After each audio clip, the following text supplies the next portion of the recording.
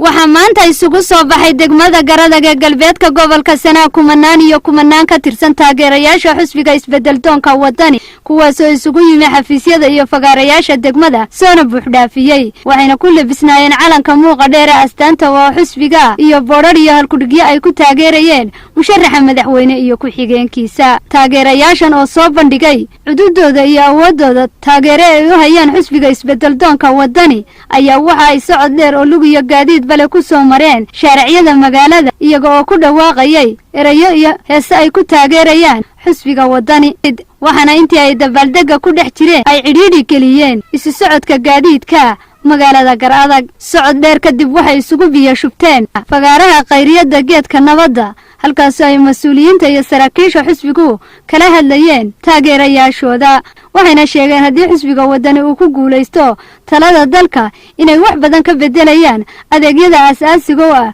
nolosha aadamaha harumar badanna la iman doona xusbi sii dhacaya wuxuu samaynayaa oo dagaalamaya wadooyin way inaga dhinac qodolaynayaan waxaan dadweynaheena xusbiga wadani ku baraarujinaynaa inaan la dhageysan dagaalka ay wadaan iyo ololaha ay naga dhinac wadaan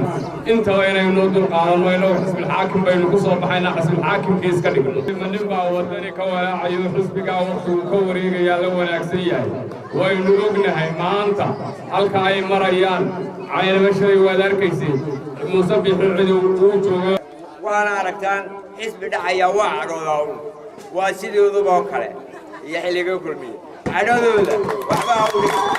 warbaahinta war saaxiibayaal waqti badan baa haysanay raalli ahaada waqtigaad idinka wareegay dagaalamina dadkiisii kala soocaya oo qaabka ka dhigaya waxaanay ahayn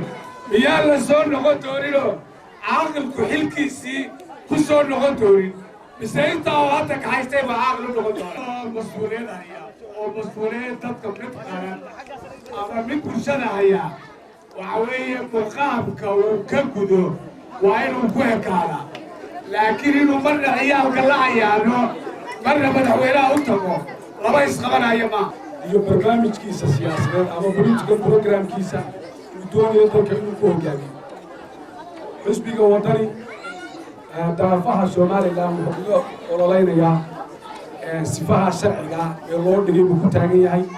dadka wixii uu qaban lahaa buu ku ololeynayaa dadka waa isu soo jiidayaa dadka kala fogeyn maayo dalka iyo dadka isbedel buu ugu baaqayaa inaynu kula awood badanay degmada markii uu leer kaambeyn u soo qaaday ee sii xusbiga wadani kurfo ee innaga waa weyn jirtay inuu kaambeyga ugu badan lagu hayay markii uu waayay hal qof oo wadani ah oo ka baxa oo gala kulmiye ayuu wuxuu sameeyey in laba casho dabaaldego wuxuu ku joogiya dalkiisii oo yaalo ay ka soo baxeen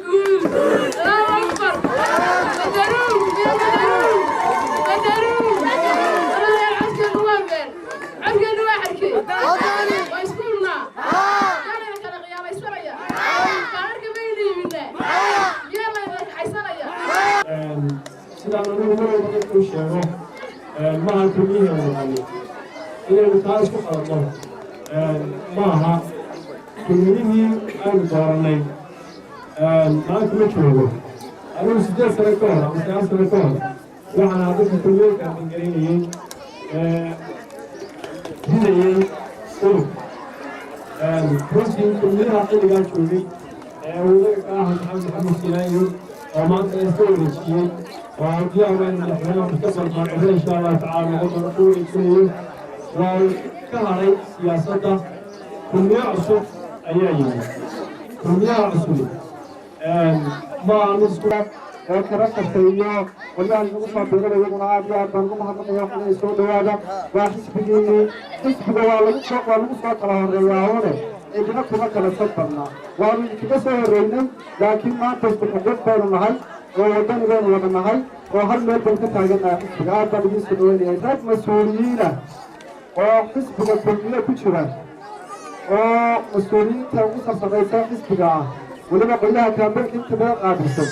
ayaa halkan waxay ka lahaayeen ka sheegayeen magaalada dhismayaal baanu ka dhisnay horumar badan baanu ka samaynay waxan baanu qabanay waxaasay aqoonayeen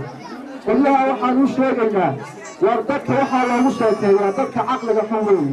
waxa la waxa qabateen iyo waxa degmada ku soo kordhiseen aan dibadaayo ahayn wallahi aan jiro boolis baa la dhismay war maxay dhisanayeen inta laga wada jireeyo waa loo dhismay wariga waa loo dhismay ururada yaraan ku shaqeey jirnayo mas'uuliyiintii sadaqadiisa soo xalta kari weyne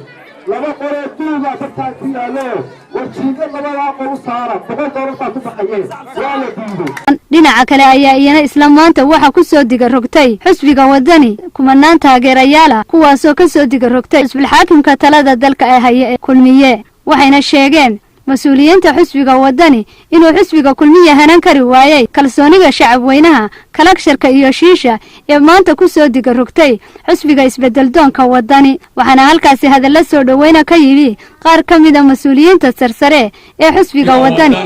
kana soo diga rogtay xusbiga kulmiye aad iyo aad baa maasantiin waan idinku soo dhaweeynaa gacmo furan baan idinku soo dhaweeynaa wixii laga soo waayay kulmiye wadani baa laga helayaa waxaan aad iyo aad u soo dhaweynayaa taageerada mugga iyo miisaanka leh ee ka soo diga rogtay xusbiga kulmiye u soo diga rogtay xusbiga wadani waxaanu kaliya laaba idinku soo dhaweynaynaa xusbiga wadani xaafadda kalasharka oo ku dulmanayd in badan xusbiga xaakimka waxaanu leenahay waxaa xaqiinii ka heli doontaan markaa codkiina siisaan xusbiga wadani dagaalama kicino labada tuulo ee kalasharka iyo shiisha waa laba tuulo aad u weyn waxa ku nool dad aad u fara badan laakiin reer kulmiye way dayaceen oraada ayaga nagu yiri war ma beamba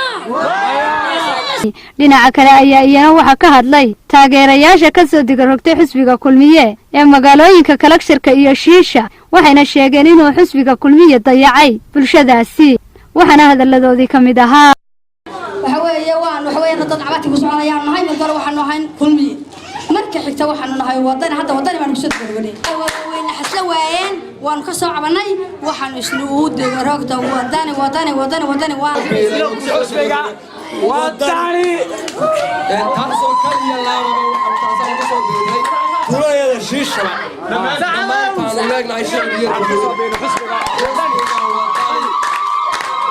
xaji cabdi nuur telefishinka caalamiga ee hoonka TV degmada garadag